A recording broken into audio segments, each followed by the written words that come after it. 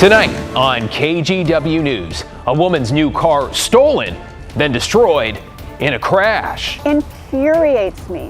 Why she and top state officials are putting it on the automakers to solve a rise in theft. This can't keep happening. Plus, gusty winds and rain blow in from the coast, a chance for thunderstorms and snow ahead for your weekend. But first, charged with murder after the disappearance of a Vancouver mother and her daughter. He's a monster. There's nothing else to call him. The clues that led police right to the mother's boyfriend. Good evening, and those charges come nearly 3 weeks after Michelle Melendez and 7-year-old Layla Stewart disappeared. Thanks for joining us. I'm David Molko. And Michelle's boyfriend, Kirkland Warren, who was already accused of crimes that included domestic violence assault, now faces 2 counts of murder. Alma McCarty's been looking into newly filed court documents. Alma, we should warn our viewers tonight, some of the details in them are extremely disturbing. David, the medical examiner's report confirmed this afternoon that it was in fact Michelle and Layla whose bodies were found in a ditch in Washougal last week. And according to court documents, there was quite a bit of evidence to tie the suspect to their murders. The system failed her family. A message read through a spokesperson from Michelle Melendez's mother and Layla's grandmother. It comes after Vancouver police charged Kirkland Warren with 2 counts of murder Friday afternoon. She wants him to pay the ultimate price. They need justice. And I'm just so angry, sad, and heartbroken. I don't know what else to say. The family's heartbreak began earlier this month when the mother and daughter disappeared. The last person to see them alive is now the suspect accused of shooting and killing them. At this time, we just hope he spares this family any more heartache and pleads guilty. Officers first arrested Warren early in March for allegedly shooting at Michelle's apartment back in December, but he was able to post bail 2 days before Michelle and Layla went missing. On March 22nd, deputies found their bodies just off this road in Washougal. A memorial there continues to grow. The probable cause affidavit reveals the mother and daughter were shot in the head. Investigators say the bullets match the gun belonging to Warren.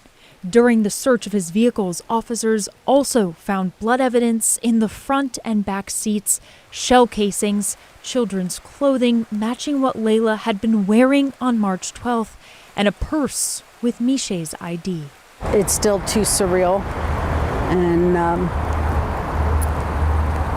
it's been a very hard road since the girls went missing and then their bodies being discovered.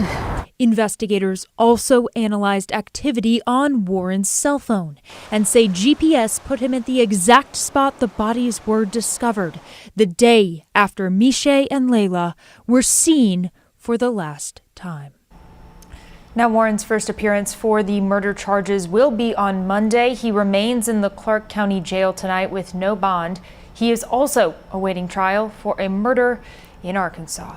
David? Thank you, Alma. Appreciate your reporting and that update tonight. Thanks. Let's give you a live look at local radar now. It's lit up in green, yellow, and purple. It's because a front is moving through our region. This is a 3-hour loop here. Steady rain and snow just dumping over the last few hours. So how much rain are we talking, and when might we finally get a break? Let's check in with meteorologist Chris McGinnis. We're likely to pick up pretty close to an inch, if not more than that, of rain in the Willamette Valley just through this weekend. Let's go ahead and track it for you with Futurecast. And our computer model certainly likes a solid inch at most of the reporting sites up and down the I-5 corridor from Kelso down to Eugene, 1.2 close to it here in Portland. Some of this predicated on who sees thunderstorms versus not, but suffices to say this is a very wet weather system. And by the way, these big numbers that you see up towards Detroit and rhododendron and into the Cascade foothills, that will translate to snow eventually as the snow levels come lowering overnight. They will be measuring snow by the yardstick up at the Cascade ski resorts. Check this out. I mean, it is not out of the question 3 feet plus of snow up towards Meadows and Timberline. Same story down towards Bachelor. The Coast Range also sees snow, and that I think starts very late tonight or in the wee hours of tomorrow morning as the cold front is now sweeping through. The snow levels should lower. That'll also be one of the things that sets the stage for thunder showers in the Willamette Valley tomorrow. Here's a quick look at your day planner for Saturday. Temperatures don't go very far with showers, sun breaks, and a rumble of thunder. A look ahead to the next 7 days coming up in just a few. Now, at least we're not talking about thunder snow. All right, let's get you caught up on tonight's other headlines. New video coming in from Arkansas shows homes damaged, with some completely destroyed from a string of tornadoes there. At least 3 people were killed in 2 different towns in Arkansas.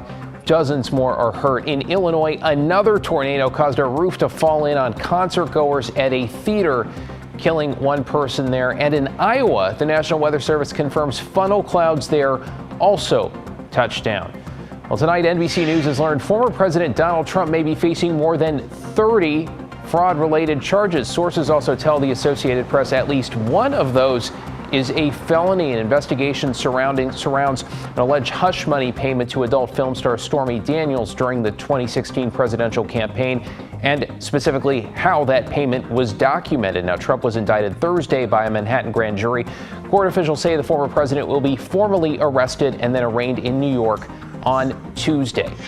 And new data from the CDC shows gun violence in the United States got worse during the pandemic. According to the study, injuries from gunfire rose significantly in 2020 and 2021 compared to 2019. The largest proportional increase in injuries among children. Experts say a variety of factors, including a rise in firearm purchases, more time spent inside homes with guns, and mental health struggles during lockdowns, may have contributed. We have more in-depth looks at the numbers at KGW.com. Well, developing tonight, a suspect has been arrested and charged with 2 brutal attacks and robberies in downtown Portland. Officials have identified this man as 34-year-old Harold Griffin III. Police say Griffin hit a victim with a golf club before he poured hot coffee on them and then stole their backpack. That was at 5th and Salmon, and 1 day later, a few blocks north at 5th and Burnside, police say Griffin attacked another man. Police say that victim was found unconscious on the sidewalk. He'd also been robbed. We talked to people who live or work downtown. These seemingly random attacks, they say, keep hurting downtown's struggling reputation. So I'm walking downtown all the time, and I'm concerned about safety, not only for myself, because I feel like I have street smarts, but for people that don't, it's blocking or inhibiting our revitalization of our downtown. Griffin was arrested this morning following a disturbance at Southwest 4th and Washington. He is now charged with multiple felony counts.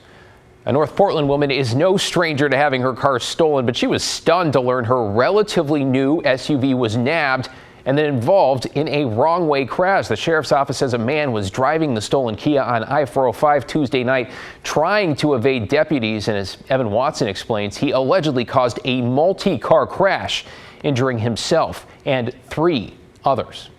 Lauda Lacayo Gilman was beaming when she bought her Kia Sorento last year. But this first photo of her SUV is a far shout from her most recent one. And the fact that it was in a chase, and it did go down the wrong way on a freeway, and it did injure a child, infuriates me. The Multnomah County Sheriff's Office says 30-year-old Kyle Volz drove away from a transit police stop, drove the wrong way on I-405, and caused a multi-car crash near the Northwest Gleason exit. Volz and his passenger were taken to the hospital with serious injuries. Another driver and a child also went to the hospital for treatment. This can't keep happening. At this point, Lacayo Gilman says car thefts are just part of her life. In 2 years, 4 cars stolen. How do you wrap your head around it? That's a good question. How do I? She says she spent thousands of dollars making her cars anti-theft, but so far, it hasn't helped. At first, she had an older Subaru that was stolen from outside her North Portland home multiple times. Then she changed to a Kia Sorento, before knowing that could be a problem. And the fact that this all comes down to the Kias being so easy to steal, and the fact that Kia has not done enough about it. Oregon Attorney General Ellen Rosenblum recently joined a group of 22 other AGs, asking Kia and Hyundai to be accountable for their cars' high rates of theft due to a lack of anti-theft immobilizers. The letter lists stats from various cities, describing the numbers as truly shocking, and the AGs asked Kia and Hyundai to take swift and comprehensive action to fix how easy their cars are to steal. Lakayo Gilman says a recall to fix the cars would be appropriate. Kia's negligence has turned my car into a weapon, and that's unacceptable. Evan Watson, KGW News. While the circumstances in this case are not yet clear, Kia has told customers they can get free upgrades to security software and adds their cars are in compliance with federal safety standards.